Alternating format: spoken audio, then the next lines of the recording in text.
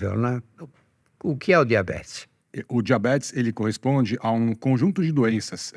Tem algumas diferenças entre tipos de diabetes, mas o que elas têm em comum são justamente isso que foi mencionado, a elevação do açúcar no sangue, né, a hiperglicemia.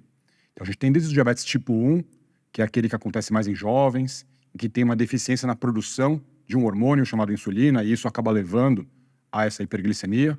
Nós temos o tipo mais comum, que é o tipo 2, que aparece geralmente em adultos, muito ligado à obesidade, que começa no início com uma resistência à ação desse hormônio, no final pode ter uma deficiência na produção, mas em comum, as pessoas que têm essa condição, elas têm uma taxa de açúcar no sangue elevada, e se isso não for cuidado adequadamente, as temidas complicações podem aparecer. Justamente por isso que a gente está aqui conversando, né?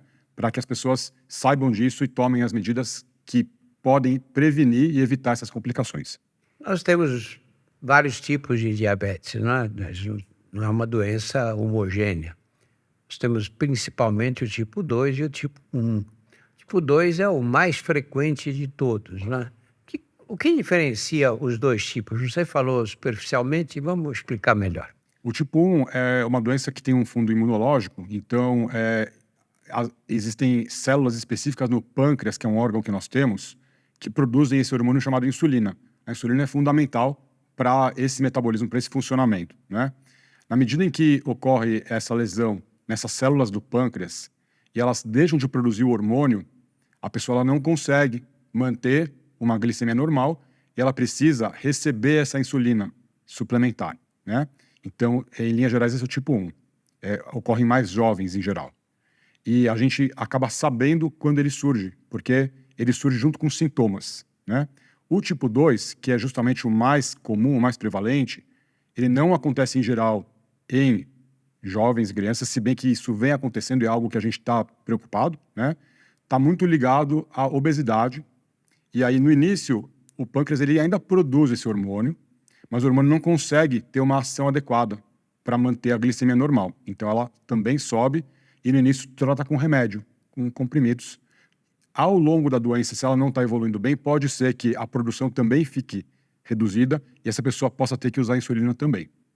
Você falou dos sintomas, não é?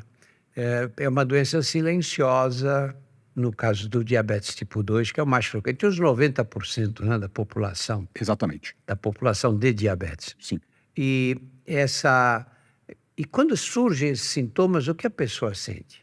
No tipo 1, o que a gente tipicamente observa é o indivíduo que começa a ter muita sede, urinar demais, muita fome e perda de peso, né? Então, são sintomas clássicos.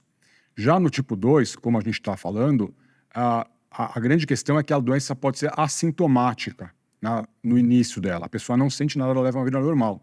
Ela pode descobrir isso através de exames que ela venha a fazer ou, em alguns casos, ela já pode ter a própria complicação da doença surgindo como manifestação. Então, no nosso caso aí, que a gente estuda doenças oculares, né? A pessoa ela pode ter um problema visual e aí, quando ela vai investigar, ela descobre que ela tem o diabetes e já tem a complicação. Ela já tinha tanto tempo e não sabia e ela manifestou como uma complicação. Esse é um problema muito grave, não é? De Sim. você carregar uma doença silenciosa por muito tempo, né? Sem dúvida. O ideal seria a gente saber o quanto antes essa doença está presente para a gente poder controlar e permitir que a pessoa viva uma vida livre de complicações. Você não acha que as pessoas com diabetes, em geral, são mal informadas ou não dão o valor devido às complicações? Sem dúvida. Tem uma pesquisa do Ibope que mostra que pessoas com diabetes, 54% delas nunca ouviram falar ou não têm ideia do que é a retinopatia diabética. Na verdade, uma doença ocular, não é? Exatamente. Então, o grande desafio é esse, né? E eu parabenizo a iniciativa da gente poder falar sobre esse assunto nessa época importante do ano que a gente está levando isso em evidência. Tanto as pessoas que ainda não sabem que têm o diagnóstico da doença, do diabetes, mas que têm fatores de risco, é interessante que elas busquem saber se elas têm ou não a doença, porque se elas descobrirem que têm a doença, elas já podem começar a se cuidar melhor, né? E aquelas que sabem que têm a doença precisam também controlar adequadamente e procurar se existe alguma complicação já acontecendo, porque as complicações, por sua vez, também podem ser silenciosas, como no caso da complicação ocular, que é o que a gente chama de retinopatia diabética, né? A pessoa pode ter uma doença dentro do olho, ela não sente nada, ela enxerga bem. No entanto, essa doença, se não for controlada, pode acabar no extremo levando à cegueira. Fernando, então vamos falar com aquela pessoa que sabe que tem diabetes, faz tudo direitinho, controla a alimentação, faz atividade física, controla a glicemia, toma a medicação adequadamente e diz: eu não quero ter problema na retina, de jeito nenhum. É fundamental que eu continue enxergando para sempre. Que cuidados ela deve tomar? A gente acaba separando em 3 etapas de prevenção, né? A primária, que é a pessoa ter hábito de vida saudável, a gente vai falar um pouquinho mais sobre isso depois, para ela conseguir ter um bom controle da condição de base, né? A segunda linha de defesa é a pessoa buscar ativamente saber se ela tem ou não a complicação. No caso da complicação ocular, fazendo o exame ocular com o oftalmologista, com o especialista em retina, eventualmente, né? Que é o médico que vai tratar essa complicação.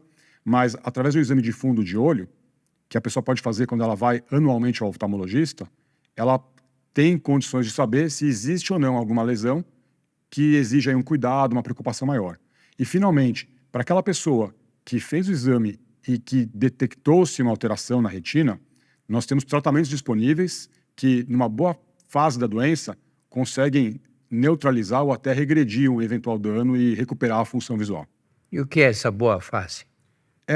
Quanto antes, melhor, né? Então, quanto antes a pessoa souber que tem diabetes e controlar, ela evita a complicação. Quanto antes ela souber que tem a complicação, ela trata a complicação de maneira a evitar que ela progrida ou até mesmo que ela regrida. Então, lá na retina, o que a gente vê como especialista são lesões na forma de alterações dos vasos, pequenas hemorragias, edemas ou inchaços de certas partes do tecido, né? Dependendo do que a gente vê no exame do fundo de olho, a gente orienta, então, vários tipos de tratamento, que a gente também vai comentar um pouquinho mais a seguir. E quais são os primeiros sintomas da retinopatia? Às vezes, não há sintoma algum, né? A pessoa pode ter a retinopatia, enxergar bem, não sentir absolutamente nada. Esse é o grande perigo. Então, esse critério da pessoa enxergar bem não é um bom critério para ela se guiar, se ela precisa ou não fazer a avaliação com o oftalmologista.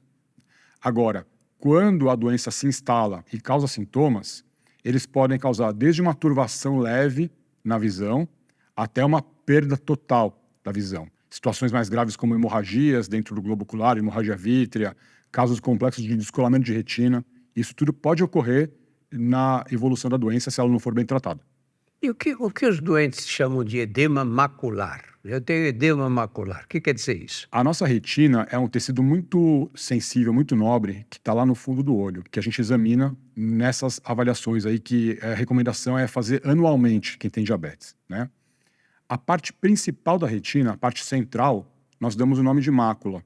É a parte que corresponde à nossa visão mais sofisticada, visão de cores, quando a gente reconhece uma pessoa, visão de leitura. A mácula que está responsável por essa função mais sofisticada. O edema de mácula é uma forma da retinopatia que acomete justamente essa parte mais nobre, né? Edema porque na manifestação da doença existe um certo inchaço, digamos assim, né? Então, um acúmulo de líquido em uma parte da retina, e esse acúmulo, ele impede uma boa função. Então, a pessoa vai ter problemas para enxergar nesse olho se houver edema de mácula. É isso que ela sente. Uma turvação, uma visão mais manchada, mais escurecida, menos nítida. Pior de longe ou de perto?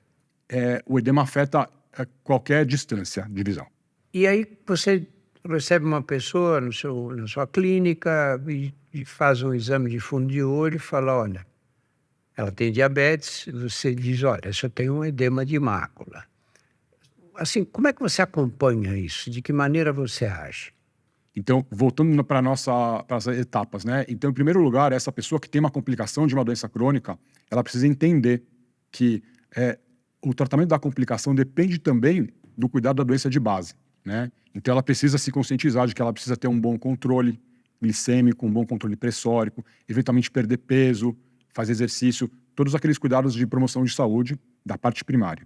Na parte especializada, que é a que a gente lida principalmente, quando a pessoa tem um edema macular que está afetando a visão, a gente vai propor um tratamento para ela, e existem vários tipos de tratamento, né? A gente tem tratamentos farmacológicos, então com remédios que são aplicados dentro do olho, tem tratamentos com laser, tem tratamentos em casos selecionados com cirurgias intraoculares também, mas a maior parte dos casos a gente inicia com tratamento farmacológico, então é com uma injeção de medicamentos dentro do olho.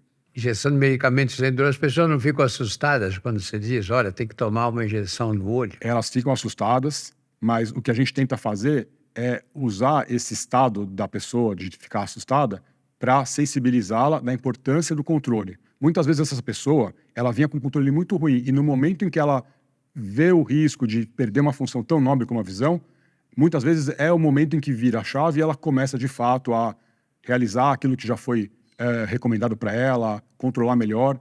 E isso é fundamental para o tratamento dela. E o resultado? Essa injeção é feita de quanto em quanto tempo? Dá um pouquinho mais de detalhes. Em geral, a gente faz em ambiente cirúrgico a injeção, né? Como se fosse uma pequena cirurgia, para tomar todas as precauções. A gente inicialmente faz injeções com intervalos mensais e, dependendo de como a pessoa responde ao tratamento, a gente pode adequar essa frequência a cada paciente. Mas existe uma média, assim, de tempo, uma injeção de... Existe uma média que uma pessoa com edema macular que vai tratar com injeção, no primeiro ano de tratamento ela vai fazer aproximadamente 8, 9 injeções. E se estiver indo bem, à medida que o tempo passa, vai reduzindo a necessidade, então vai espaçando o intervalo entre uma aplicação e outra. E as respostas costumam ser boas, né? Costumam ser boas, sobretudo se a gente consegue iniciar o tratamento numa fase adequada, né? Uma pessoa que está há muito tempo já com essa condição no olho, então uma pessoa que, por exemplo, teve que esperar demais para ser avaliada, teve uma fila grande, às vezes ela chega no estado crônico e a gente tem uma performance menor do tratamento, mas em geral, se a gente conseguir tratar num caso, numa fase adequada, a gente tem uma boa resposta, sim. Esse tratamento é disponível pelo SUS? Sim, recentemente ele foi incorporado e ele está disponível em certas situações ali, dependendo do encaminhamento, né? Existem centros do SUS que realizam, sim. Quer dizer, isso não está à disposição, né? Para as pessoas que têm plano de saúde, tudo bem, claro. Sim. Mas aqueles que não têm direito a nada, só o SUS, Sim. vocês conseguem tratar. Sim. E esse tratamento dura quanto tempo?